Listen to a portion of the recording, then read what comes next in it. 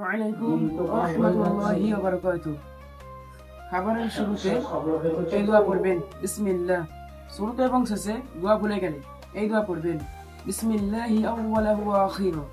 খাবারের শেষে এই দোয়া পড়বেন, আলহামদুলিল্লাহিল্লাযী আত'আমানা ওয়া সাকানা ওয়া জা'আলানা মুসলিমিন।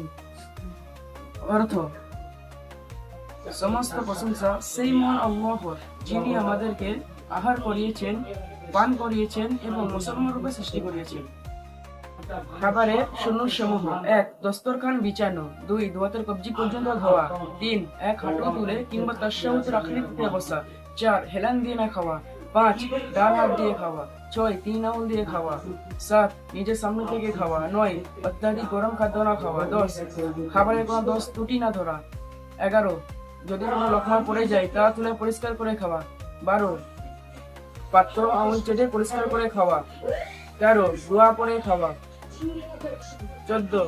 খাবারের পর হাত ধোয়া এবং কুল্লি করা।